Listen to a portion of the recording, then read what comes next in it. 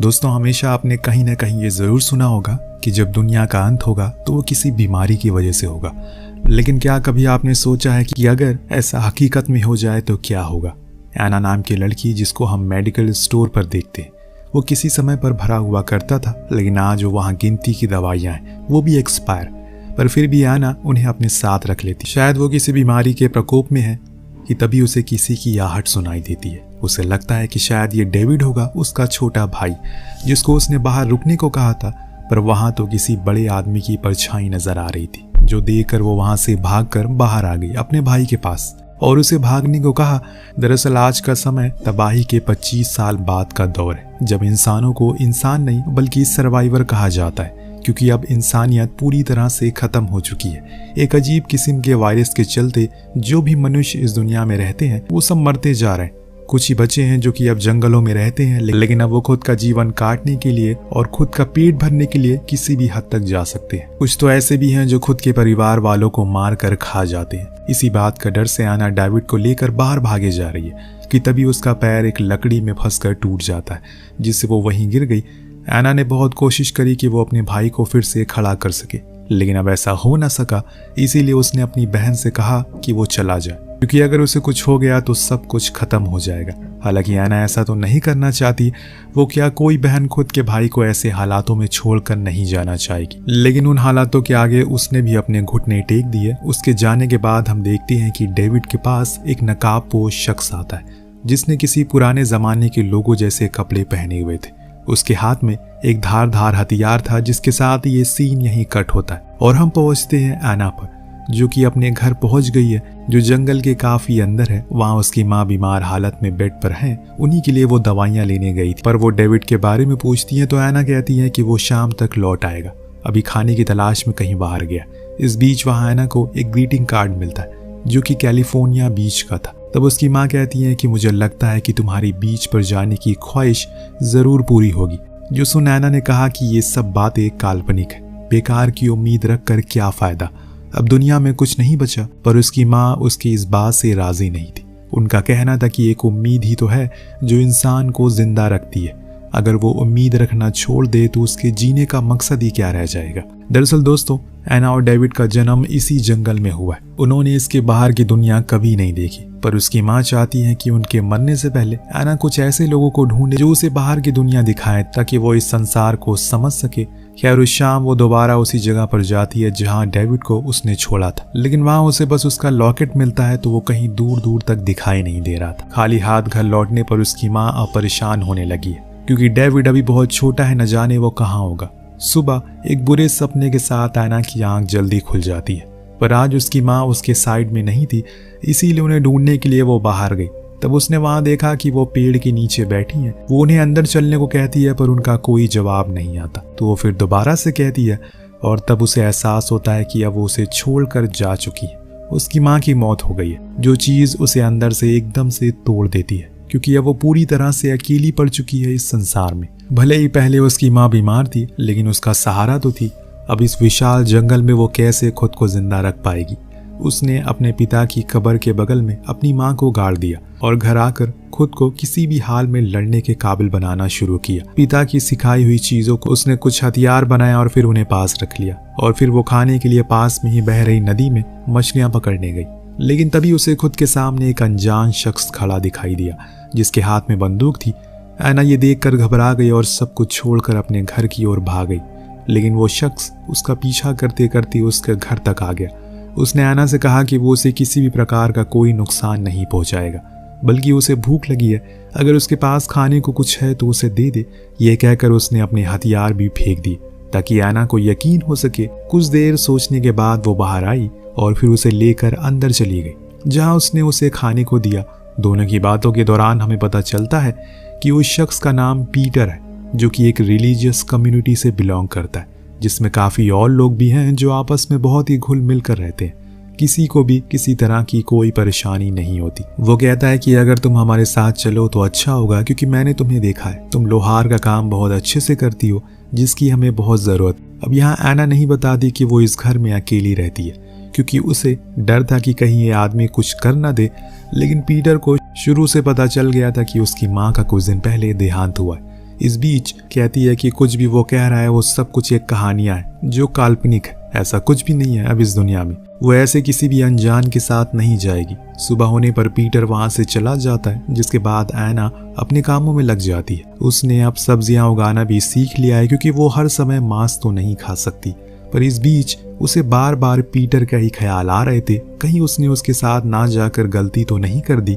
अगर सच में वहां पर इंसान है तो उसे वहां जाना चाहिए, क्योंकि यहाँ पर अकेले रहकर उसकी जान की कोई गारंटी नहीं है। बहुत सोचने के बाद वो इस फैसले पर पहुंचती है कि उसे पीटर के साथ जाना चाहिए। इसीलिए वो नदी किनारे जाती है जहां पीटर उसका इंतजार कर रहा था, कि उसे ये पक्का यकीन था कि वो जरूर आएगी, क्योंकि हर किसी को किसी हमसफर की तलाश होती है इस अकेले संसार में। दोनों बातें करते हुए आगे बढ़ते हैं कि तभी कुछ दूरी पर एक कैनिबल का ग्रुप दिख जाता है, जिनसे ऐना का पहली बार सामना हो चुका है। वो उन्हें देख छुप जाते हैं, लेकिन उनके जाने के बाद पीटर उन कैनिबल्स के बारे में ऐना को बताता है। ये वो लोग हैं जो कि अपनी भूख को मिटाने के लिए किसी भी जीव या फिर किसी भी इंसान को काट कर खा सकते हैं, फिर चाहे वो उनका परिवार का ही क्यों ना हो। रात ये वहीं गुजारते हैं, क्योंकि अंधेरे में सफर करना खतरे से खाली नहीं है। पीटर ने बताया कि जब वो 8 साल का था तब उसके माता पिता इस जंगल में उसे लेकर आए थे, क्योंकि उनका शहर पूरी तरह से बर्बाद हो चुका है। पर फिर एक दिन उसके माता पिता भी इन्फेक्टेड हो गए, वो अनाथ हो गया। लेकिन उस दिन उसे उन कम्युनिटी वालों ने गोद लिया और तब से वो उन्हीं के साथ रहता है। वही ऐना अपनी आप बीती सुनाती है, कैसे उसके पिता इस बीमारी के प्रकोप में आ गए। उन्होंने हम पर हमला कर दिया, लेकिन मेरी माँ ने उन्हें मार दिया हमें बचाने के लिए। पर कुछ दिन पहले उनकी भी मौत हो गई और मेरा भाई कहाँ है मुझे पता नहीं। उसकी इस कहानी से पीटर को पता चल जाता है कि वो अभी कितनी अकेली है, उसे किसी सहारे की जरूरत है।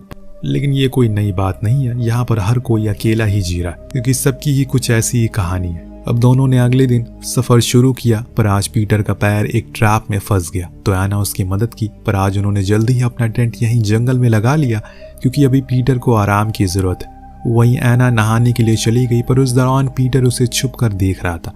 जब वो लौट कर आती है तो वो उसे बताता है कि वो देखो वहां पर एक बूढ़ा आदमी का कैंप है, तो ऐना वहां चलने को बोलती है। लेकिन पीटर ये कहकर मना कर देता है कि वो शायद किसी प्रकार का जाल होगा। पर ऐना की माँ ने उसे हमेशा ये सिखाया है कि हमेशा दूसरों की मदद करनी चाहिए। इसीलिए वो उसे आवाज लगा देती है, जो सुन वो बूढ़ा आदमी उसके पास आ गया।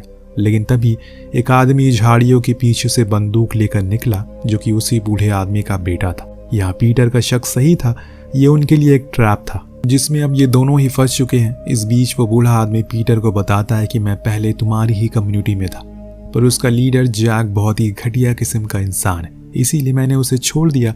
मैं तुम्हें भी छोड़ रहा हूँ, लेकिन ये लड़की हमें दे दो।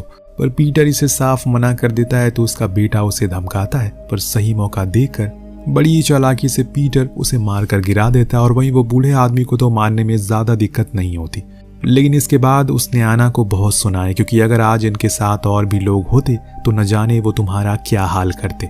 हर शरीफ दिखने वाला आदमी अच्छा नहीं होता। ये बात अपने दिमाग में डालो। पीटर का ऐसा रूप उसने पहली बार देखा था, जिसके चलते वो बहुत ज्यादा डर गई। लेकिन रात में पीटर उसको सुबह के बर्ताव के लिए माफी मांगता है। अगले दिन ये लोग कुछ दूर चलते हैं कि तभी ऐना को कुछ लोग सामने से आते हुए दिखाई देते, जिनके ऊपर उसने बंदूक तान दी। पर पीटर ने उसे नीचे रखने को कहा, क्योंकि वो उसके ही लोग हैं। जिसमें सबसे पहले उसे मिलने जूडियो आती है, जो पीटर को गले से लगा लेती है। वो ऐना को बहुत ही अच्छे से स्वागत करती है, लेकिन अंदर जाने से पहले ऐना को अपने हथियार देने होंगे। ये आखिरी घड़ी थी जब ऐना को अपने फैसले को एक और बारी सोचना होगा, क्योंकि इसके बाद उसके पास खुद की रक्षा के लिए कुछ नहीं है। पर वो अपने फैसले पर कायम है। इस बीच वहां जैक आता है, जो कि जूडियो का पार्टनर है। वो ऐना को देखकर कहता है कि कल ही हमने एक कैनिबल को पकड़ा है, जो बस एक ही धुन गाया जा रहा है, ना ही कुछ बोल रहा है ना ही कुछ बता रहा है। सभी उसे देखने जाते हैं। तब ऐना जब उसकी आवाज सुनती है तो उसे एहसास हो जाता है कि ये तो वही है जिसने उसे मेडिकल पर पकड़ा था। शायद उसके भाई को इसी ने मारा हो, लेकिन इस बारे में वो किसी को कुछ नहीं कहती। इसके बाद पीटर उसे रहने के लिए कमरा देता है। बाहर आने पर उसकी मुलाकात बेन से होती है, जिसे वो कहता है कि हमें उस कैनिबल को छोड़ देना चाहिए, क्योंकि अगर उस ग्रुप को पता लग गया इस बारे में तो वो हमारे घरों पर हमला करेंगे और तब हम हार जाएंगे, क्योंकि हमारे पास ना ही इतने लोग हैं ना ही हथियार। जो सुन बेन कहता है कि तुम बस खुद की हिफाजत करो, बाकी हम लोग देख लेंगे। इस दौरान वहां सभी लोगों के बीच वोटिंग होती है कि उस कैनिबल को क्या सजा दी जाए। सभी ने उसके लिए मौत मांगी सिवाय पीटर के, खैर इस दौरान हम ऐना को भी देखते हैं वहाँ की बॉर्डर वॉल को चेक कर रही थी। क्या यहाँ से सच में भागा जा सकता है या फिर नहीं, पर उसे ऐसा करते हुए एक शख्स देख लेता है जो शायद इस चीज का गलत मतलब समझ लेता है। रात होने पर ऐना के पास जूडियो आकर उस दिन के बारे में पूछती है जब पीटर ने 2 लोगों को मारा था, तो असल वजह क्या थी। तो ऐना उन्हें पूरी कहानी बताती है कि उसमें उसकी गलती थी, उसने उन्हें आवाज लगाई जिसके कारण ये सब हुआ। जो सुन जूडियो का बर्ताव एकदम से ही बदल जाता है। वो उसके करीब आकर कहती है कि पीटर में सबसे पहला मेरा हक है, इसीलिए उसके पास आने की कोशिश मत करना। जो सुन ऐना थोड़ा अजीब महसूस करती है। खैर उसी रात जैक पीटर से कहता है कि हमें ऐना का शुक्रिया करना होगा, जो कि हर उस शख्स के साथ होता है जो यहाँ पर आता है। ऐना भी इस चीज के लिए मान जाती है और फिर अगले दिन सभी उसे पास के एक लेक में पीटर के साथ भेजती है, जहाँ उसे डुबकी लगाने को कहा जाता है। पर इन सब के बाद पीटर उसे सभी के सामने किस कर लेता है, जो चीज उसे बहुत ही अजीब लगती है कि उसने ऐसा क्यों किया। दूसरे दिन उस कैदी को सभी के सामने लाकर मौत की सजा सुनाई जाती है। इस बीच वो शख्स ऐना को पहचान लेता और बार बार उसकी ओर देखता रहता है। वहीं ऐना भी उसकी ओर देखे जा रही थी। उसने तो बस उसे अपने भाई के बारे में पता लगाना था, जिस चीज के लिए वो उसके पास जाकर बात करती है। तो वो उसे सौदा करता है, पहले उसे आजाद करना होगा, फिर वो उसे उसके भाई के पास लेकर जाएगा। लेकिन ऐना ऐसा नहीं कर सकती। उसे उस कैदी से बात करते हुए जैक देख लेता है, तो ऐना उसे झूठ कहती है कि वो कह रहा था कि हम सब मारे जाएंगे। जो सुन जैक उसके चेहरे पर हाथ फेर कर कहता है कि उसकी चिंता मत करो, तुम बस यहाँ पर सभी के साथ घुल मिल कर रहो, क्योंकि यहाँ हम सब चीजें शेयर करते हैं। उसके ये शब्द सुन ऐना समझ गई कि उस रात जूडियो ने उसे ऐसा क्यों कहा कि पीटर से दूर रहो। उसका किसी प्रकार का रिश्ता है पीटर के साथ। सेम वही चीज जैक भी करना चाहता है, लेकिन वो ऐसा होने नहीं देगी। इसीलिए वो जल्दी से जाकर अपने सामानों को पैक करने लगती है, क्योंकि अब उसे यहाँ पर नहीं रहना। लेकिन तभी वहां पर पीटर आ गया, जिसने अपना असली रूप दिखाना शुरू किया। और उसी समय वहां बेन आ गया, जिसे देख वो रुक गया। उसने पीटर को बताया कि कैनिबल का ग्रुप को पता लग गया है कि उसके आदमी को हमने यहाँ पर कैद किया है और इसीलिए लड़ाई की तैयारी शुरू कर दो। लेकिन पीटर उसे कहता है कि हम ये गलती कर रहे हैं, हम सभी मारे जाएंगे, हमें उस आदमी को ले जाकर उनके लोगों के पास छोड़ देना चाहिए। अब यहाँ बहुत सोचने के बाद बेन इस नतीजे के लिए तैयार होता है। फिर वो लोग उसे ले जाकर जंगल की ओर निकल जाते हैं। इनके साथ ऐना भी थी, पर उसके हाथ बंधे हुए थे। इस दौरान बेन उसे बातें करता और खुद को उसके सामने अच्छा इंसान दर्शाने की कोशिश करता ताकि वो उसे पसंद करने लगे। लेकिन ऐना को अब किसी पर भी भरोसा नहीं है। तभी अचानक इन पर कैनिबल हमला कर देते, जिनकी तादाद सच में बहुत ज्यादा थी। इस वजह से वो ऐना को भी पकड़ लेता है, पर जब वो अपना चेहरा दिखाता है तो वो खुद हैरान हो जाती है उसे देखकर। दरअसल वो कैनिबल कोई और नहीं बल्कि डेविड था, उसका छोटा भाई, जो अपनी बहन को आज इतने समय बाद देखकर हैरान था और खुश भी। लेकिन उसे पता है कि यहाँ पर काफी खतरा है और इसीलिए वो उसे सर पर मारकर बेहोश कर देता है। जब उसकी आंख खुलती है तो वो खुद को जंगल के बीच पाती है। उन लोगों ने बेन को बंदी बनाया हुआ है और उनका सरदार अब उसे मारने वाला है। ये सब दूर से ऐना देख रही थी, जिसे बेन भी देख लेता है, लेकिन वो उसे पास आने से रोकता है और इसके बाद वो आदमी बेन के सर को उसके धड़ से अलग कर देता है। फिर डेविड को पकड़ लेता है, क्योंकि इसी वजह से ऐना उनके चंगुल से भाग गई। उसे ये भी पता चल गया है कि वो उसकी बहन है, पर इस बीच ऐना वहां आ गई और उस पर बंदूक तान दिया। लेकिन तभी डेविड ने उसे बंदूक लेकर उस बंदे को शूट कर दिया और ऐना से कहा कि वो यहाँ से चली जाए, क्योंकि अब बहुत देर हो गई है। वो उसके पास वापस नहीं आ सकता, लेकिन कभी कभी वो उसे मिलने जरूर आएगा। ऐना चली गई। इस बीच में उसे पीटर भी मिला, जो अपने कस्बे को जलते हुए देख रहा था। सब कुछ तबाह हो गया। इतनी हंसी खुशी से वो लोग रह रहे थे। जब से ऐना ने उनकी जिंदगी में कदम रखा, उसकी वो नरक बन गई है। ये सब बोलकर वो उसके साथ जबरदस्ती करने लगा, पर तभी ऐना के हाथ से गलती से ट्रिगर दब गया और पीटर मारा गया। पर ऐना वहां से उसी कम्युनिटी में वापस आ गई, जहां उसने देखा कैनिबल ने जैक को सूली पर चढ़ा दिया, पर जूडियो जिंदा है। उसने अपनी गलती का एहसास हो चुका है। वो ऐना को उसके साथ रहने को कहती है, पर ऐना को अब किसी पर भरोसा नहीं है, खासकर ऐसे लोगों पर तो बिल्कुल भी नहीं जो गिरगिट है। ये जिंदगी उसे अब अकेली जीनी है, जिसकी शुरुआत वो समुंदर देखकर करना चाहती है। लेकिन जूडियो का कहना था कि अब दुनिया खत्म हो गई, अच्छे इंसान नहीं है, उम्मीद छोड़ दो। तो ऐना का कहना था कि इंसानों को उम्मीद कभी नहीं छोड़नी चाहिए, क्योंकि उसी उम्मीद से तो वो अपनी जिंदगी को आगे बढ़ाते हैं। उसे ये पता था कि अगर वो जूडियो के साथ रुकी तो वो भी कुछ दिन में उसी की तरह बन जाएगी। इसीलिए बेहतर है कि अकेले रहो या फिर अच्छे लोगों की तलाश में लगे रहो। इसी के साथ ये कहानी यहीं पर खत्म होती है। आपको कहानी कैसी लगी कमेंट करके जरूर बताइएगा। मिलते हैं अगली वीडियो में। Thank you so much watching. Peace out.